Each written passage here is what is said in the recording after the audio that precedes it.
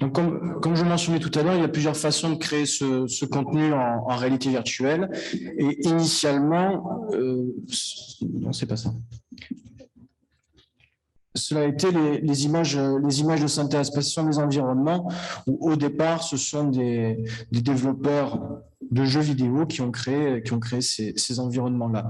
Le cas du travail de Guillaume était de parler justement de ce qu'on appelle un simulateur, donc reconstruire tout en image de synthèse et pouvoir exercer, pratiquer entre guillemets une chirurgie dans cette image de synthèse.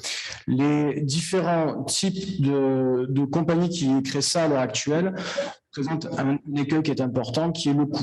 Le coût, c'est lié à quoi? On veut quelque chose qui soit fidèle à la situation. Et donc, pour être fidèle, ça doit être la représentation de la procédure en elle-même, mais aussi la qualité graphique. Et c'est ça qui va coûter très cher. 80% de ce prix, c'est du graphisme. Qu'est-ce que font les sociétés dans ce cas-là? Il est difficile de créer à la demande, mais de créer plusieurs environnements que l'on va pouvoir utiliser au travers de différentes pratiques. On le verra aussi après, c'est le seul moyen finalement de diminuer les coûts, c'est de pouvoir faire en sorte de créer un environnement et de pouvoir le revendre plusieurs fois, de pouvoir diminuer tout cela.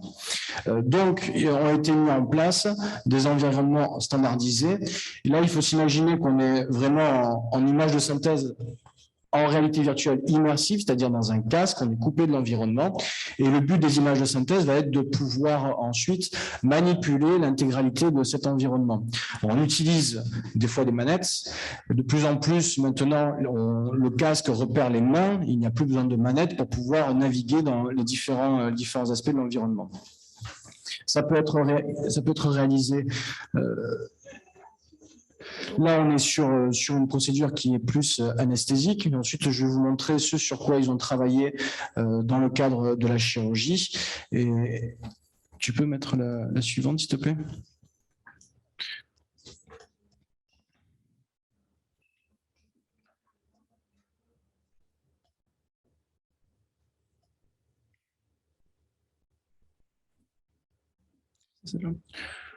Oui, ça c'est la deuxième vidéo que nous avez partagée, Guillaume. Donc ça c'est la société Virtualiserve. Là l'idée était de combiner en définitive la réalité virtuelle immersive avec un casque, des images de synthèse. Et en fait, ce dont ils se sont rendus compte, c'est que lorsque... ça passe pas là, hein? Si. Non. Pardon. Lorsque l'on teste ces premières images de synthèse, au départ, on est engagé émotionnellement, on a vraiment la sensation d'y être, mais très rapidement, lorsqu'on a deux manettes entre les mains, il manque quelque chose. Il manque en fait l'outil que l'on utilise. De toute façon, à la fin, la seule façon de pouvoir vraiment réaliser la chirurgie, c'est de la faire directement. Si, c'est celle-ci. Attendez, excusez-moi. Il faut fermer votre fait, c'est celle-là qui passe. C'est la bonne, celle-là? Non, c'est ça, c'est celle qu'on vient de... Donc voilà, c'est on a fermé la direction.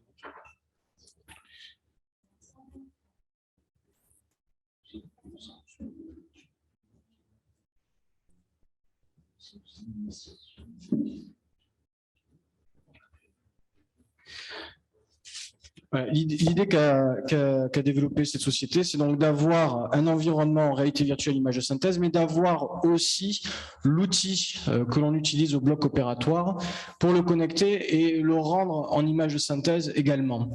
Donc ne pas utiliser uniquement des manettes, mais se rapprocher le plus possible, encore plus de la vraie vie, en utilisant ces outils. C'est cette approche-là qui est très intéressante et qui est un grand différenciateur par rapport à d'autres sociétés. D'autres sociétés qui existent, c'est OssoVR aux États-Unis, qui a beaucoup travaillé sur la chirurgie orthopédique.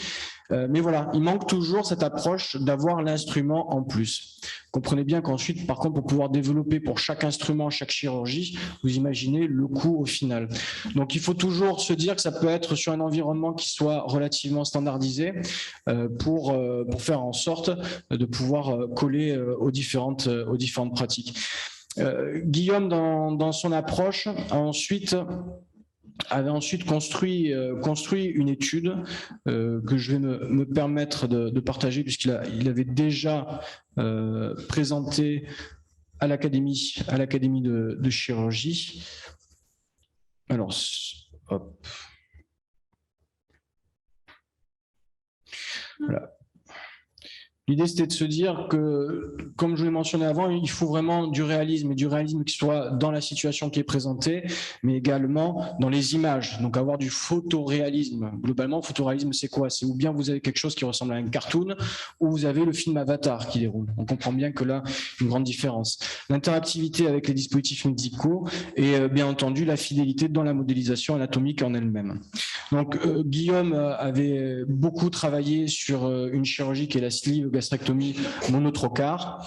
Et l'idée avait été ensuite de mettre en place un protocole spécial avec 10 internes, un petit nombre d'internes, mais pour pouvoir, c'était une préétude qu'il avait réalisée. Et dans l'idée, c'était d'utiliser des scores comme le NASA-TLX, qui est connu pour ce qui est de la charge cognitive, l'étude de la charge cognitive. On en parlait tout à l'heure. Est-ce qu'on va pouvoir mieux apprendre avec ces outils et quelle est notamment la contrainte que l'on va avoir au niveau de la charge cognitive?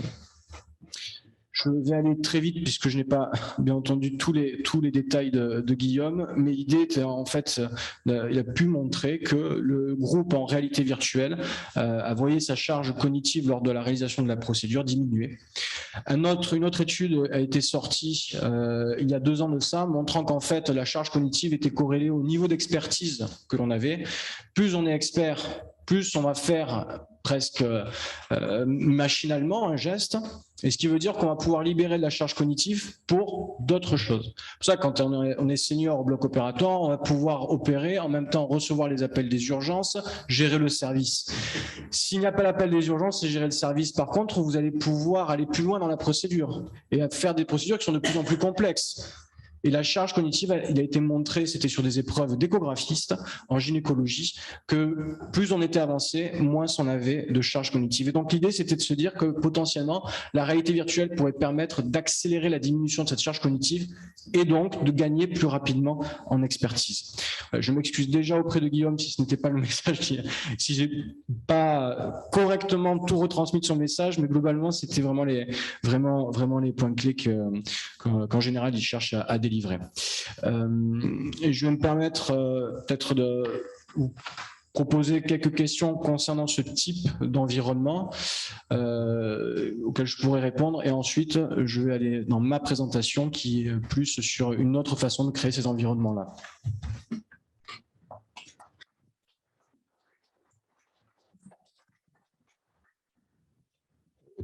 Je me permets d'interpeller peut-être des collègues à distance, en particulier Chris Simons, qui est un expert en simulation et en robotique. Dans quelle mesure utilise-t-il ces outils d'immersion, de réalité virtuelle pour mieux préparer aux actes de chirurgie robotique? Est-ce qu'il est parti? Est-ce qu'il est toujours en ligne? Oui, je suis toujours là. Vous m'entendez? Mais on ne te voit pas, alors je ne sais pas où est-ce que... Je vais juste changer la vidéo, voilà. Bonjour tout le monde. Oui, non, merci beaucoup pour mettre en place cette session. Je suis très intéressé. On est en train de voir les possibilités. Je crois que c'est quelque chose sur lequel on en a parlé quand j'étais à Paris au mois de novembre. Et on se penche surtout au niveau de la robotique, d'utilisation la réalité virtuelle dans 2 temps. La première temps, c'est dans une formation d'équipe, parce que pour le mettre en place du robot, c'est quelque chose qui est tout de même assez important. Ça prend beaucoup de temps, ça coûte cher si on doit fermer une salle opératoire pour avoir tout le monde venir ensemble. Et bien sûr, c'est un environnement dans lequel la réalité virtuelle peut aider beaucoup. L'autre élément sur lequel on travaille un petit peu à l'instant, c'est aussi de voir si on peut créer un environnement virtuel pour le chirurgien pour comprendre, apprendre les bases. C'est clair, pour aller au plus haut niveau de la formation, il faut tout de même aller sur la console elle-même, mais je pense surtout peut-être pour les étudiants en médecine, pour les gens qui commencent à s'intéresser, on peut peut-être produire quelque chose qui disons, pour les premiers 50% du parcours, pour se rapprocher de la robotique, il y a peut-être une place pour la réalité virtuelle. On n'a pas quelque chose à vous montrer ou à essayer à ce moment, mais j'espère dans les mois qui viennent, on va essayer d'avoir quelque chose sur lequel, dans ces deux domaines, qu'on peut avoir l'avis des experts là-dessus. Mais non, on pense que c'est un domaine qui va évoluer. Et je pense que le point faire je m'excuse, j'ai oublié votre nom, mais la difficulté, c'est de trouver la puissance graphique pour recréer la réalité à un coût qui est abordable. Merci beaucoup, Chris. On prend date pour que tu puisses revenir nous présenter ces évolutions dans ta pratique. Et peut-être tu voulais apporter quelques compléments, Maxime, ou bien on continue la discussion. Peut-être que je vois notre vice-président, Pascal Richman, peut-être peut-il éventuellement commenter ce qu'on vient de voir.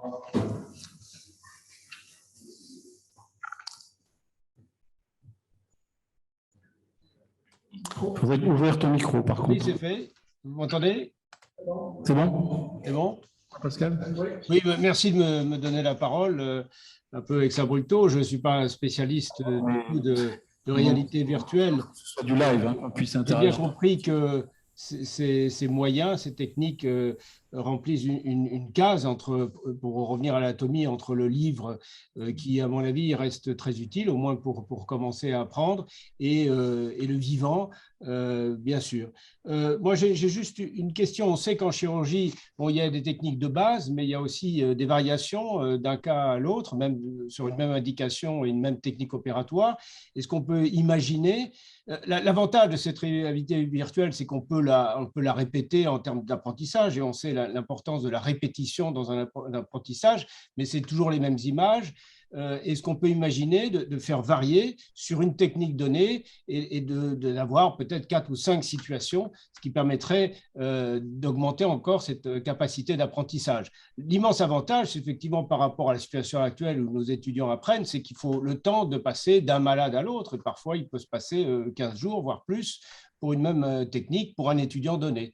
Donc, est-ce qu'on peut imaginer de reproduire, à partir des images de base, des images de synthèse, plusieurs situations d'une même technique opératoire?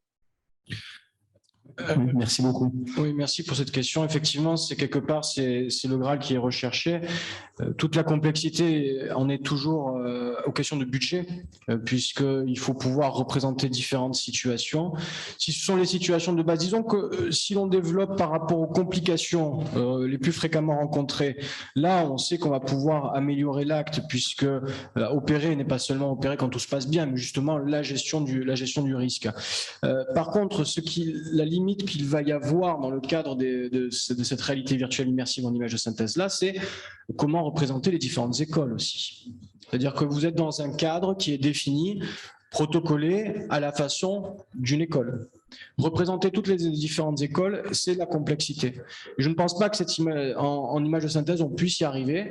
Et ça sera le but de mon propos ensuite, de l'approche qui est différente, complémentaire et qui permet d'autres choses. Je pensais que c'était un lien avec l'intervention que tu dois faire ensuite, tout à fait. Jean-Claude, au final. Oui, j'ai une question et si je voulais l'adresser à Chris Simon, s'il est toujours là. Oui, il est là. Bonjour Chris. Je voulais savoir, tu es en Europe ou à Seattle? Non, je suis à Connecticut, je suis aux US. La question, je viens à la question, est-ce que toute la partie, il y a une partie qui est très très importante dans la formation robotique, ce sont les basics et les fundamentals. Est-ce que tu crois que cette partie qui est purement mécanique actuelle, hein, qu'on réalise de manière mécanique sur les simulateurs, pourrait être réalisée online, virtuellement, surtout online, c'est-à-dire tout à fait à distance, etc., en sachant qu'on voit qu'actuellement, on ne peut pas, toute la partie procédurale de la simulation ne peut pas échapper à la technique actuelle de simulation pour la robotique et la célioscopie. Et cette partie initiale serait un gain énorme s'il y avait une partie, si on pouvait la virtualiser. Est-ce qu'on peut virtualiser aussi l'outil lui-même, c'est-à-dire le robot et ses fonctions? Parce que c'est peut-être aussi une autre manière d'aborder l'apprentissage, c'est que finalement, on peut manipuler un robot virtuel.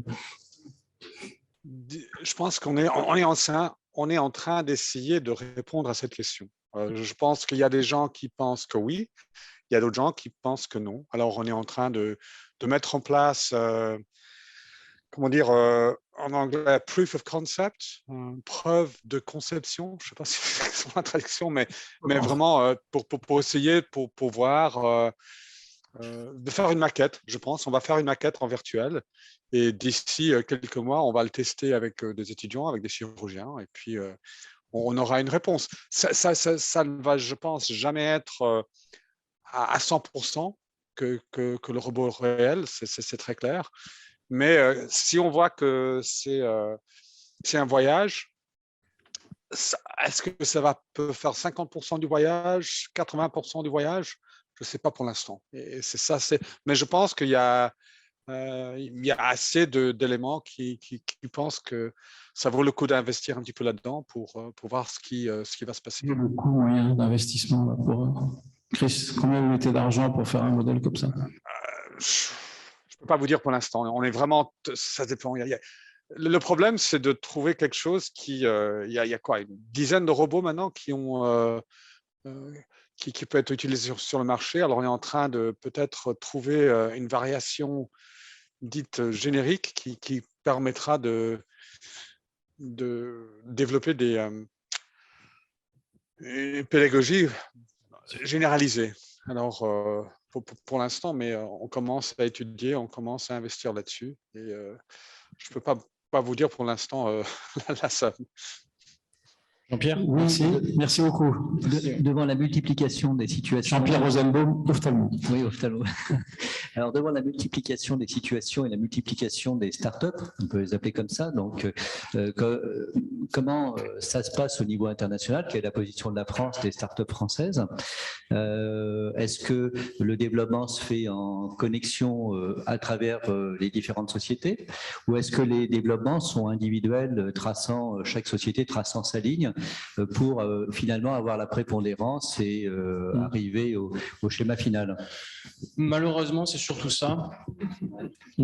Et avec en général, ce qui se passe, c'est une spécialité. Une startup qui va s'orienter sur une spécialité, une surspécialisation par affinité ou par membre de leur comité médical et tracer leur route là-dedans. Et c'est vrai que c'est un peu dommage parce qu'il pourrait y avoir plus de mise en commun et qui permettent de créer ensemble, puisque ça ne sert à rien de redévelopper la roue quand quelqu'un l'a déjà faite. Donc voilà, pour l'instant, c'est assez ça. La position de la France, le fait que la chirurgie française soit reconnue aide à développer depuis la France. Ensuite, bien entendu, la Osso-Villard vient de lever 66 millions de dollars. C'est bien parce qu'ils sont en Californie. Ils ont un très bon produit, il n'y a pas de souci avec ça. Mais il y a un écosystème d'investissement qui permet d'investir même quand ils ne sont pas à l'équilibre. Voilà. Sur la partie dont on parlait pour revenir sur la capacité de pouvoir avoir les différentes mises en situation, je pense qu'il y a deux façons de voir. On y arrivera à terme sur pouvoir tout modéliser, mais il y a peut-être une étape avant qui est d'apprendre de marcher avant d'essayer de courir.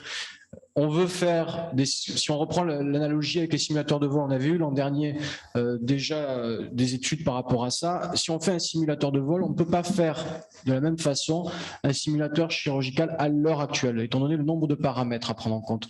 Par contre, il nous avait été mentionné, notamment dans le stage que Jean-Claude avait réalisé, la nécessité d'avoir avant le simulateur de vol un entraîneur de vol, qui est quelque chose de plus simple, qui est plus basique, qui est plus fondamental, comme tu disais, et qui va permettre justement de déconstruire, décortiquer un geste pour arriver vraiment aux fondamentaux et ensuite pouvoir passer à quelque chose de plus complexe. Quand on apprend à faire du vélo, on va d'abord apprendre, on a d'abord les petits trous à l'arrière et puis on apprend à pousser la pédale, etc. Tout déconstruire pour après pouvoir aller de l'avant. Donc c'est pour ça, je pense que des fois, on a un peu sauté des étapes en voulant aller trop vite vers des simulateurs qui ne peuvent pas être parfaits, bien entendu, pour le moment. Une question de notre secrétaire général, Hubert Joannet. Dans la motivation à apprendre, il y a une part plus ou moins ludique. On a tous eu des professeurs qui nous enthousiasmaient parce qu'ils savaient nous expliquer les choses. Et il y a des façons d'apprendre qui sont plus ou moins stimulantes. Est-ce qu'on a évalué la part ludique, justement est-ce que la simulation, par exemple, ça motive plus les étudiants que de se taper l'air de dire un bouquin? Est-ce qu'apprendre l'anatomie, c'est plus facile parce que les étudiants sont plus motivés? Est-ce que la réalité virtuelle, ça fait faire des progrès plus rapides que quand on a une session magistrale avec des diapos? Là, la réponse est oui, parce que quand on connaît la complexité de l'anatomie, quand on vous met comme jeune étudiant avec un livre entre les mains, vous êtes totalement perdu et c'est une telle complexité qu'à mon avis, c'est très décourageant. C'est d'autant que ça s'oublie très vite. Donc là, oui, la réponse est absolument oui. C'est un des éléments, moi, qui m'ont frappé. C'est la capacité d'apprentissage et d'enthousiasme et le côté de une sorte de jeu. Et les jeunes, ils aiment bien jouer. Donc là, vous avez parlé de jeux vidéo tout à l'heure. C'est le jeu de l'anatomie. En fait.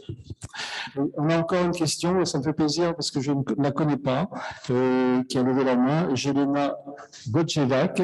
Je crois qu'elle travaille en Suisse. Elle pourrait nous dire ce qu'est cette SFIPS que je ne connais pas non plus. Merci. Bonjour, je m'appelle Yelena, je suis responsable pour une fondation suisse qui fait la formation en chirurgie. Nous formons tous les professionnels des blocs et nous utilisons tous les outils de formation que vous pouvez imaginer, y compris la réalité virtuelle. Donc, effectivement, la réalité virtuelle apporte quelque chose dans la diversification des outils. J'ai beaucoup aimé au début de la présentation du professeur Ulm qu'il a dit, oui, c'est vraiment très, très, très bien de diversifier le matériel pédagogique, savoir changer les instruments, c'est fondamental. La réalité virtuelle a quand même un petit problème qui n'est pas le moindre chez les chirurgiens, c'est que vous n'avez pas de retour haptique. Quand vous apprenez, vous avez besoin d'avoir le toucher. Moi, je suis ingénieur, donc je ne suis pas chirurgienne. Et le retour haptique est fondamental chez vous. Donc, c'est un outil très, très bien pour diversifier des outils pédagogiques, mais il ne peut pas résoudre tous les problèmes. Il donne le côté ludique, il permet la collaboration à distance, il permet une visualisation 3D de facto. Il permet aussi d'inclure d'autres professionnels du bloc, ce qui veut dire former des instrumentistes, les faire comprendre les étapes dans une opération et quels sont les instruments qu'il faut poser aux chirurgiens. Donc ça, c'est absolument fondamental et ça apporte pas mal de choses. Ça apporte aussi que vous pouvez former les gens sur la radioprotection sans nécessairement les exposer aux rayons X, ce qui se fait actuellement dans les blocs. Ils font des formations sur la radioprotection, ils mesurent, ils les exposent aux rayons X. Avec la réalité virtuelle, vous pouvez faire la même chose sans vous faire exposer. J'ai juste encore un autre commentaire. Je vais me permettre de partager mon écran concernant la chirurgie robotique. Nous venons de faire une grande étude d'état d'art de chirurgie où on a classifié les outils d'automatisation de la gestuelle chirurgicale et il y en a, croyez-moi, beaucoup plus qu'une dizaine d'outils. Ça ici, je vous montre juste le rapport, donc avec vous pouvez voir ici des différentes disciplines. Donc, il y a 4 pages de listes, rien que de listes d'outils. Et on a fait tout le nécessaire pour comprendre quel outil fait quoi et qu'est-ce qui a été publié. Effectivement, le problème de la formation sur ces outils, c'est un domaine absolument énorme et il va y avoir énormément de travail pour savoir mettre en place la préformation, c'est très très bien ce que vous avez dit, et après évaluer l'impact de l'outil et de la formation. Merci, c'est tout. Merci. J'en profite d'abord pour vous remercier et merci de votre contribution. Et comme vous n'avez pas eu le temps de tout vous présenter, je vous convie à participer à la prochaine réunion des rencontres internationales de la chirurgie francophone au mois de novembre à Paris, où on va faire une séance consacrée à la formation en chirurgie. Et donc, évidemment, ce que vous venez de dire s'intégrerait parfaitement. Et comme vous êtes francophone et suisse, c'est parfait. Merci beaucoup. pardon. Donc, n'hésitez pas, on va vous envoyer les documents. Merci de nous envoyer un mail pour que vous puissiez prévoir de participer. Oui, je voulais simplement demander si ce qu'elle vient de nous présenter était le résultat de la grande enquête suisse qui avait débuté sur l'étude de la robotique, et il avait été noté qu'il y avait plus de 80 ou 100 robots qui étaient en utilisation, et il y avait une étude fondamentale en cours. Je l'ai vu lancer, mais je n'ai pas vu les résultats. J'ai l'impression que ça correspond à cette étude. Oui, c'est cette étude-là, et c'est juste pour vous dire que c'est en fait la Suisse qui a mis donc qui a guidé un peu ça et qui a mis ça sous un format. Et en fait, l'étude va sortir officiellement. Donc, ce que je vous ai montré, c'est la toute grande première parce qu'il s'agit d'un rapport qui a plus que 100 pages. Chaque robot a une page avec la liste des publications. Et c'est une étude qui va sortir officiellement, je pense, le 30 mai. Voilà, donc vous avez vu quelque chose en avant-première. L'acronyme de votre société, parce que les lettres, je ne connais pas votre société. Alors, c'est une fondation fondée par les hôpitaux universitaires de Genève et le nom est la Swiss Foundation for Innovation and Training in Surgery. Donc, la Fondation suisse pour l'innovation et la formation en chirurgie. Je vous montre ici la petite pub. Voilà, je vais me permettre de faire la pub. C'est en fait un centre qui se trouve sur 2 étages, complètement équipé avec des grands wet labs où on fait la formation, et nous sommes actuellement à peu près 700 cours, 700 formations par an. Voilà, désolé, c'était une petite pub, j'arrête tout de suite. Non, mais c'est très intéressant. Vous êtes une forme d'IRCAD à la Suisse, à la dernière Suisse, c'est ça? Beaucoup plus petit qu'IRCAD, beaucoup plus petit qu'IRCAD, et voilà. C'est vraiment, on ne peut pas être comparé. Nous, on est à peu près à 700 formations par an. Et on est le 9 novembre à Paris. On vous invite formellement. Merci beaucoup. C'est très gentil. Avec plaisir.